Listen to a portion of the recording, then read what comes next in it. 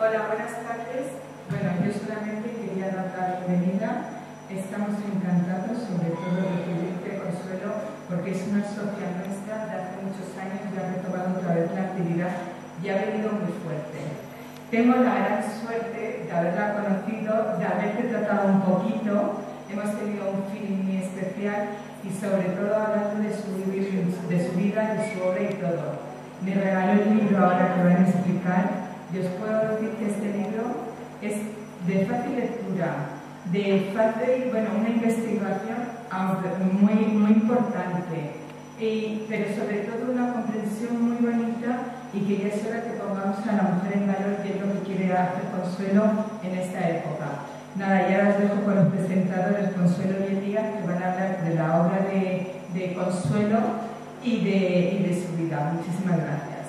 Bueno, vamos a seguir porque lo que estamos hoy aquí es para contar la historia de Elena Verdes Montenegro, que es una pintora alicantina que nació en Alicante el 8 de junio de 1904. Ella nació aquí, en la calle San Fernando, en el número 10. ¿Y por qué nació aquí Elena Verdes Montenegro? Pues su padre, que era catedrático, que ahora voy a pasarle la palabra a Elías y nos lo va a introducir, fue destinado alrededor de 1900, fue destinado aquí a Alicante porque era catedrático y empezó a trabajar en el Instituto Jorge Juan. Y esa fue la razón por la que Elena y su hermana mayor Consuelo, también otra Consuelo aquí, nacieron en esta ciudad. Vale, voy a pasarle la palabra a Elías para que nos introduzca a José Verdes Montenegro y ya seguidamente yo empezaré a hablar más a fondo de la figura de la pintora. Buenas tardes. Bueno, antes de nada, claro, tengo que agradecer la presencia de vosotros y agradecer a Chelo, Consuelo y a Consuelo Jiménez de Cisneros estar aquí en esta mesa, es decir, entre dos Consuelos y luego alguna que hay por ahí por internet también. Muy consolado. Bueno, antes de nada también deciros que Consuelo Jiménez de Cisneros siempre me apetece conocerla y estar cerca de ella, porque su abuelo, un personaje que en Alicante no sé si tiene mucha noción de él, pero fue un personaje muy importante. Primero fue profesor de instituto en el Jorge Juan, que no se llamaba Jorge Juan, pero se llamaba el Instituto General y Técnico. En los años que fue el padre de Elena, también supongo que coincidió. Venga, podemos hablar así mejor, y a lo mejor también es más agradable. Este señor, el abuelo de Consuelo, fue profesor de Ciencias Naturales y de Geología. Tiene un museo en Crevillente. Bueno, en Crevillente hay un espacio que donaste vosotros su despacho. Para mí fue un descubrimiento también, porque un compañero, cuando tenemos la suerte de los jubilados que nos jubilamos y que tenemos la vida por delante, que seguimos trabajando en cosas. Entonces un compañero me dijo, vamos a Crevillente a ver unos movimientos geológicos que hay muy interesantes y vemos el museo de este señor, de Daniel, o el espacio. Entonces la familia ha tenido la delicadeza, supongo, de ceder. Esto está muy fuerte. ¿Se oye bien? Se oye demasiado fuerte.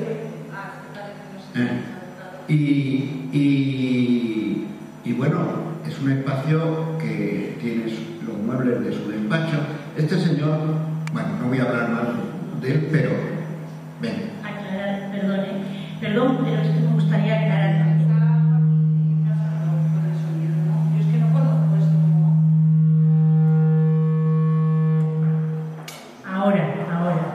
Bien, antes de nada, pues agradecer a Elías la mención que hace de mi abuelo, naturalmente, y aclarar que efectivamente coincidió con José Verdes, el profesor de dibujo, porque José Verdes llegó al instituto en el año 1900 y mi abuelo llegó en el año 1904, es decir, que coincidieron seguro. También quería recordar que precisamente, bueno, hay otra coincidencia un poco entre comillas, ¿no? Porque como actualmente en el UBAC se está intentando recuperar y salvar los materiales de dibujo conservados en el instituto, bueno, no sé si alguno de ustedes está corriente de esto, se está haciendo una labor estupenda porque, claro, los papeles son materiales frágiles. Hace años ya se puso una exposición de los mismos en el Instituto Juan Gil Albert, no sé si alguien la vería. Y por otro lado también coincide con que mi abuelo, pues hay unos materiales también muy frágiles, que es una colección de minerales y fósiles. En realidad hay dos, la del instituto que está en el Instituto Jorge Juan y la privada que está en Murcia, pero en unas condiciones un poco como en espera de ver cuál puede ser su destino definitivo.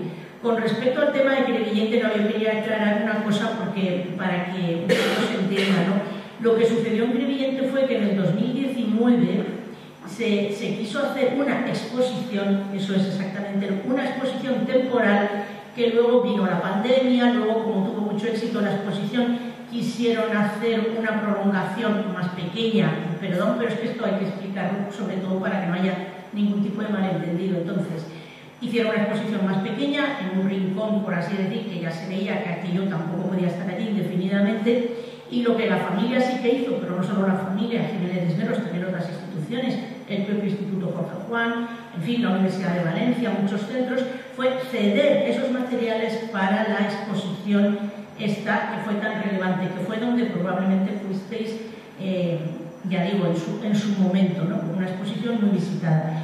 Entonces, bueno, pues en este momento, claro, mi abuelo está muy bien asociado con Crevillente porque ha sido lo último importante que se ha hecho respecto a él, pero precisamente si ustedes quieren saber de mi abuelo, yo les remito a un artículo que publiqué en La Hoja del Lunes hace un par de semanas, nada, hace muy poquito, que si ustedes entran y ponen Hoja del Lunes, bueno, yo tengo el privilegio, porque me parece un privilegio, de ser colaboradora de La Hoja del Lunes de Alicante, y si ustedes ponen simplemente mi nombre y tal, y Hoja del Lunes, ya les va a salir. Y ahí yo cuento cómo la figura de mi abuelo pues, se empezó a recuperar ya a finales de los 80, en el siglo XX, y posteriormente en el 2004, precisamente para conmemorar su llegada a este instituto donde coincidió con José Verdes, en el 2004 se hizo un simposio homenaje internacional, en fin, con 70 comunicaciones, es una cosa por todo lo alto. Y no me entretengo más, y perdón por esta digresión, pero me parecía casi obligada.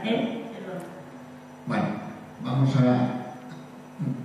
Yo digo que es un personaje importante y que me agradezco conocer a su nieta y que nos comunique, y además profesor de instituto, que es a lo que iba. Yo he hecho un comentario cuando Consuelo ha dicho de tantas cosas de Chelo, y entonces yo tengo que reconocer que en los institutos se trabaja, y se trabaja mucho y bien, y entonces Chelo es un ejemplo, y Consuelo creo que también, de lo bien que se trabaja en los institutos. Muchas veces pensamos en la universidad, pero los institutos publican, participan en concursos, motivan a los alumnos, tal.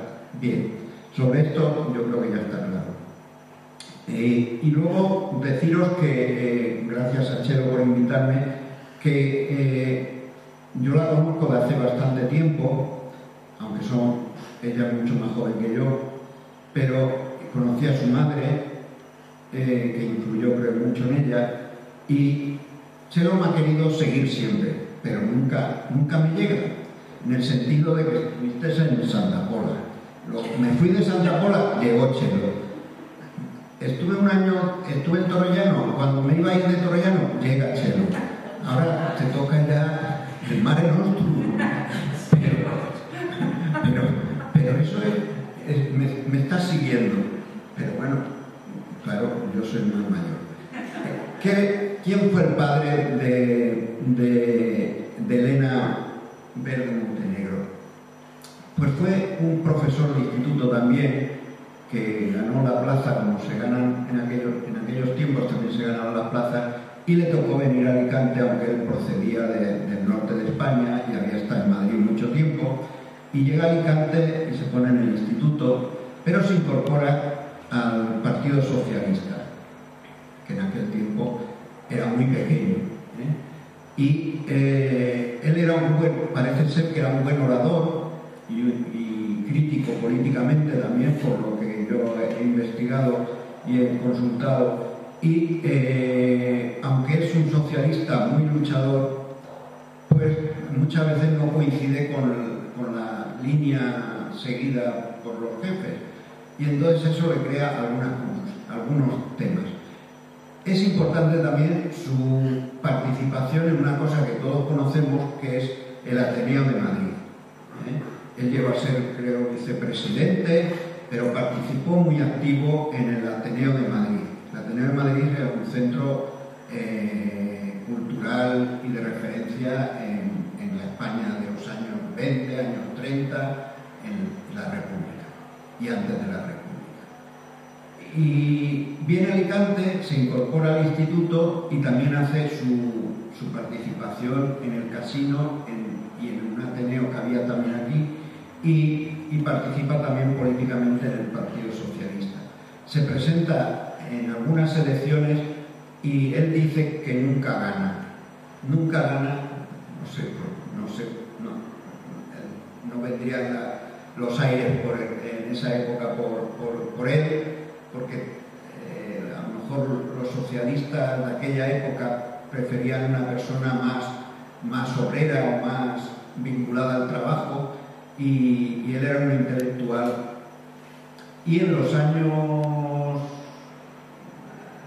se va a Madrid. En 1917 aparece en 1917 José Verdes Montenegro, porque claro, él viene aquí y pasa aquí pues desde 1900 hasta ya 17 años, como dice Elías, metido en la política.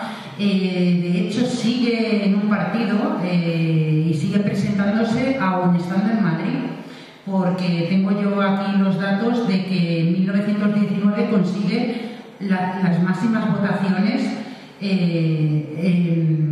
presentándose en esta zona, y eso que ya estaba en lo que estaba comentando, que en 1917 aparece a mano escrito, que aparece en el libro también, el documento de la plantilla de profesores del San Isidro, del Instituto San Isidro de Madrid.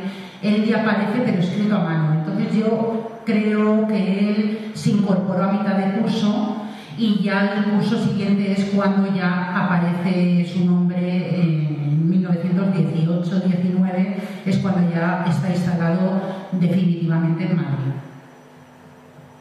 Bueno, y siguiendo un poco, cuando se vuelve a Madrid, ya deja Alicante, su vinculación con Alicante, como ha dicho Consuelo Bochelo antes, les queda un profesor de instituto también, que ganó la plaza, como se ganan en aquellos tiempos, también se ganaron las plazas, y le tocó venir a Alicante, aunque él procedía del norte de España y había estado en Madrid mucho tiempo, y llega a Alicante y se pone en el instituto, pero se incorpora al Partido Socialista, que en aquel tiempo era muy pequeño, y él era parece ser que era un buen orador y crítico políticamente también, por lo que yo he investigado y he consultado, y aunque es un socialista muy luchador, pues muchas veces no coincide con la línea seguida por los jefes, y entonces eso le crea algunos temas. Es importante también su participación en una cosa que todos conocemos, que es el Ateneo de Madrid. Él llegó a ser, creo, vicepresidente, pero participó muy activo en el Ateneo de Madrid. El Ateneo de Madrid era un centro cultural y de referencia en la España de los años 20, años 30, en la República y antes de la República. Y viene a Alicante, se incorpora al instituto y también hace su participación en el casino y en un Ateneo que había también aquí, y participa también políticamente en el Partido Socialista. Se presenta en algunas elecciones y él dice que nunca gana, no vendrían los aires en esa época por él, porque a lo mejor los socialistas de aquella época preferían una persona más obrera o más vinculada al trabajo, y él era un intelectual. Y en los años se va a Madrid. En 1917 aparece en 1917 José Bermúdez Montenegro, porque claro, él viene aquí y pasa aquí pues desde 1900 hasta ya 17 años, como dice Elías, metido en la política. De hecho, sigue en un partido y sigue presentándose aún estando en Madrid, porque tengo yo aquí los datos de que en 1919 consigue las máximas votaciones presentándose en esta zona, y eso que ya estaba en lo que estaba comentando, que en 1917 aparece a mano escrito, que aparece en el libro también, el documento de la plantilla de profesores del San Isidro, del Instituto San Isidro de Madrid. Él ya aparece, pero escrito a mano. Entonces yo creo que él se incorporó a mitad de curso, y ya el curso siguiente es cuando ya aparece su nombre en 1918-19, es cuando ya está instalado definitivamente en Madrid. Bueno, y siguiendo un poco, cuando se vuelve a Madrid, ya deja Alicante, su vinculación con Alicante, como ha dicho Consuelo Ochelo antes, les queda marcada 17 años, marcan, ¿no? Y la familia también marca. Han nacido aquí sus hijas, ha tenido aquí una vida, y en Madrid sigue vinculado al Ateneo, sigue vinculado al mundo docente, participa activamente en la... Mira, vamos a quitarlo. Participa activamente en la República, en la Segunda República, en el año 31, y si queréis lo dejo aquí, os sigo un poquito. Claro. No, vamos a terminar, venga, porque lo importante también es la pintora, no es sola. Entonces, él cuida mucho de su familia, cuida mucho de sus hijas, parece, por lo que yo he entendido, él se preocupa mucho de sus hijas ya son mayores, van buscando trabajo, y al final estalla la guerra civil. Curiosamente, ayer aquí en Alicante se hizo un acto porque se ha institucionalizado el día del exilio, el día 8 de mayo, y entonces ayer se hizo un acto aquí muy emotivo, se me pone un poco la carne de gallina, con las personas que salieron en el barco, en el Estambul, que todos a lo mejor habéis oído hablar, que fue el último barco que salió con republicanos hacia Orán. Y la familia Verde Montenegro no sale de Alicante, sino que primero se han trasladado a Barcelona, donde ella sigue dando clases y él también sigue dando clases durante la guerra civil, y salen por la frontera con Francia. Se instalan en Francia, pero ellos quieren viajar a México, y viajan a México. Terrible exilio. Cuando no llega al año de México, muere el padre, ya mayor, pero muere fuera de su país. Y eso es importante resaltar. Bueno, con la introducción que nos ha hecho Elías, que ya nos ha explicado un poco un resumen de lo que nos vamos a encontrar, yo aquí voy a intentar contaros. Bueno, quiero destacar esta imagen, principalmente porque cuando yo empecé a investigar a Elena, pues cuando investigo a un artista intento encontrar a los descendientes. Y claro, qué difícil era encontrar los descendientes de Elena, porque encima había tenido una hija. Por lo tanto, el apellido Verdes Montenegro ya no lo tenía de segundo apellido su hija. Por lo tanto, los nietos en México lo habían perdido todo.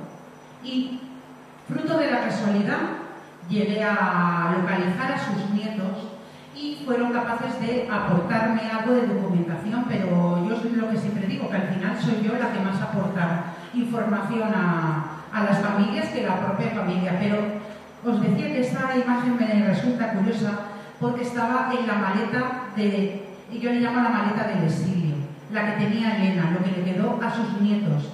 Y cuando la abrieron, estaba esta postal de Alicante. Y a mí lo que me daba a entender, a mí también se me pusieron los pelos como escarpias aquí, de gallina en la piel, porque vi que a pesar de que Elena, como nació en 1904, se vivía en el 18, se fue de Alicante con 14 años, pasó aquí su infancia y parte de su adolescencia, pero ella siempre se sintió alicantina. Y esta imagen lo corrobora. Y para mí fue muy bonito, ha sido muy bonito localizar, para mí ha sido un regalo localizar a esta pintora porque además es de mi tierra. Y eso es lo que más me ha llevado a investigarla y a resaltar su labor. Bueno, ella, esta es su partida de nacimiento, nace, ya os he dicho, el 8 de junio de 1904 a las 2:15. Y bueno, en esta casa, que Elías está también... ¿Quieres comentar esto? Bueno, como supongo que identificáis esta casa porque hay un restaurante bastante famoso, se llama La Tasca del Gourmet, y tiene el otro restaurante de María José tiene una estrella Michelin aquí en el puerto. Me puse en contacto con ellos porque en la otra charla también Consuelo nos propuso que cómo no se había hecho una calle, no se había puesto una calle para esta persona, y digo, pues sí, es verdad. Todo lo de las calles, pues hay que hablar, hay que moverse más, pero era muy fácil ir a esta casa y proponerles a los propietarios poner una placa en la casa. Se lo están pensando, y me han dicho que, pues vamos, en un principio, con lo que hablé con el marido, me dijo que sí que él lo pondría y que habría que hablar con los vecinos para poner una placa. Y si no, poner una placa dentro del restaurante, también como indicando que allí en ese edificio vivió esta pintora y esta familia. Elena, contando sería el tercero, era el segundo izquierda, pero como se contaba la entreplanta, pues entonces sería como el tercero izquierda, nació Elena. Pocos datos nos llegan, de aquí os he hecho un poco un mapa. Es aquí, aquí al final nos ha quedado. Bueno, pues nada, lo pasamos. Esta imagen de José Vergés Montenegro me resulta interesante porque fue tomada en 1910. Es una coalición socialista republicana que hubo en ese momento, y aquí podemos ver a Lorenzo Carbonell. Y este es José Vergés Montenegro. Hay más personajes políticos del momento. Os digo, poco hay de su infancia, no sabemos bien dónde ella estudió. Yo he valorado un par de colegios, que pudo ser en el Paseíto Ramiro, que estaba en el Colegio Nacional de Niñas, o en la Escuela Laica de Niñas que había en la Rambla. Esas son las dos opciones que yo valoro, ya que el padre había estudiado en la enseñanza libre. Entonces, no creo que hubiera optado por una educación religiosa.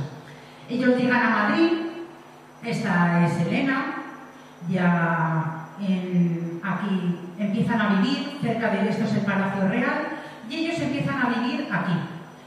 Esto es el instituto, está aquí marcado el instituto donde trabaja el padre, y esta es la escuela, de la Escuela de Artes y Oficios, que es donde tenemos seguridad que Elena empieza a estudiar junto a otras figuras como puede ser Remedios Baró o Elvira Gómez.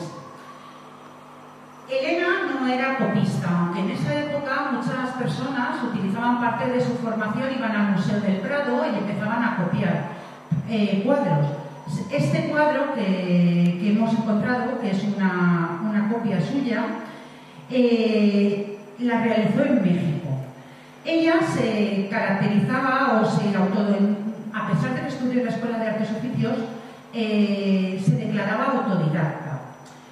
Y iba mucho al Museo del Prado, que no copiaba, y le gustaba mucho la obra de Sotomayor.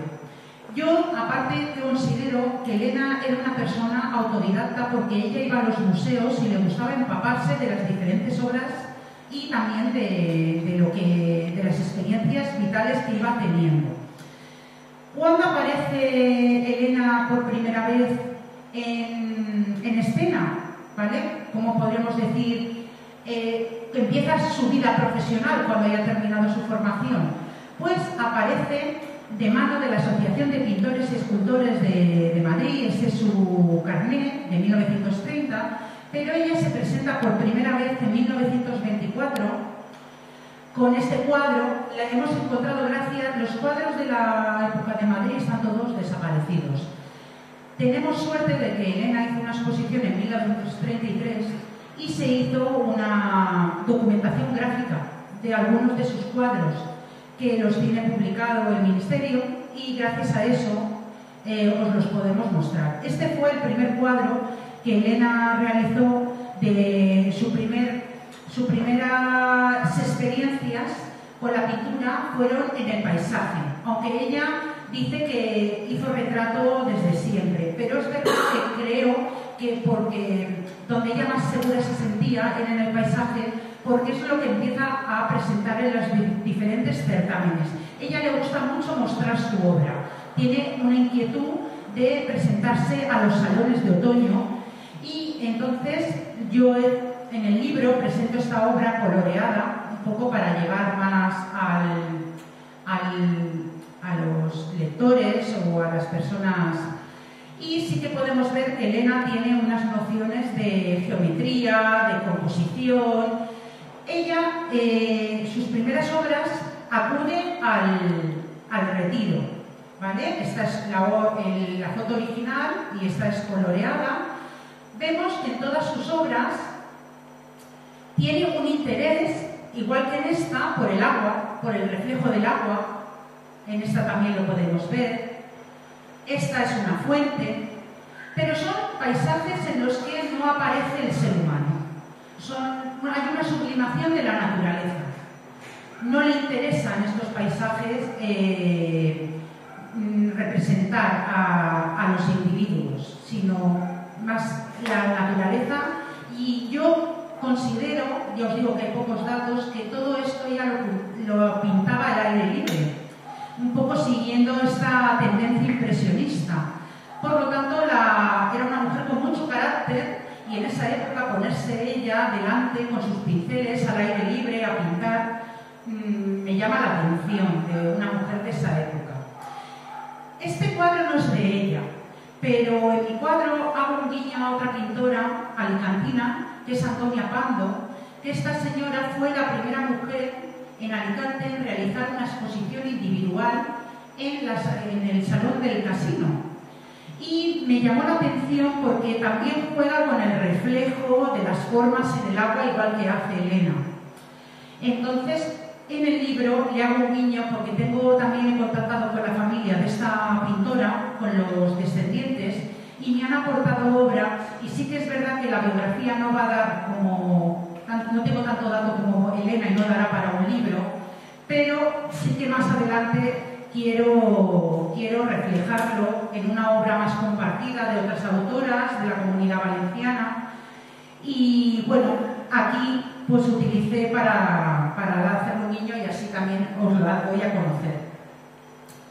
Estos son otro cuadro que tiene realizado en el retiro. Y entonces Elena participa aprovechando los viajes de verano, de vacaciones de su padre, viajes de su pasaporte y realiza viajes, pues, por ejemplo, a Sevilla, a ver dónde lo tengo todo, no encuentro ahora, por Francia, va también aquí a ver si que no lo veo bien, aquí, eso, paisaje de Bayona, y entonces empieza a viajar y en esos viajes ella va realizando estos cuadros. Aquí nuevamente el mar. Yo creo que de su infancia aquí en Alicante le queda a ella este interés por representar el puerto, representar el mar, representar en todo el momento que puede el agua, ¿vale? Aquí hay otro de un puerto que es de Bayona, con una composición, como podéis ver, bastante interesante, con el punto de fuga, nos demuestra que tiene unos conocimientos de perspectivos y un buen dibujo, ¿vale? Y este es también del paisaje de Bayona, que tiene interés sobre todo cuando ella lo realiza, que ya sale en prensa de Francia. Aquí le hacen en un artículo, la nombran y hablan de ella como una gran paisajista. Sale esta obra, lamento, es una obra con poca calidad, pero es el primer... ella cuando se presenta a los salones de otoño, en 1924, lo hace con un paisaje y automáticamente empieza a participar de manera interrumpida desde 1924 hasta 1933. Todos los años participa en el Salón de Otoño. Los primeros años lo hace con paisajes, pero ya en 1926 se presenta la Exposición Nacional porque no hay Salón de Otoño. Realmente a ella le gusta ir con la Asociación de Pintores y Escultores. Y este es uno de sus bodegones que presenta también en la Exposición Nacional. Y lo traigo, quiero comentar una cosa de su obra, porque recibe críticas un poco negativas, exiliadas, el Panteón Español en México. Y aquí está pues, su madre Justa, su padre José Verdes Montenegro, que parece que muere en el 39, su hermana Consuelo, que muere en el 79, y ella que fallece en 1995. Pues bueno, aquí es gracias, quiero agradeceros vuestra atención y... Sí, bueno, yo ya me despido, quiero daros las... ¿No me despido? Bueno, simplemente, y no quiero... Bueno, cuando se dice no quiero alargaros, es un defecto que tenemos, porque no da lo mismo. El personaje, el marido, Antonio López, claro, no le tiene mucha simpatía, porque parece que no se portó muy bien con la familia. Es una historia también curiosa, por lo que Chelo... Es que el libro se lee, además se lee muy bien.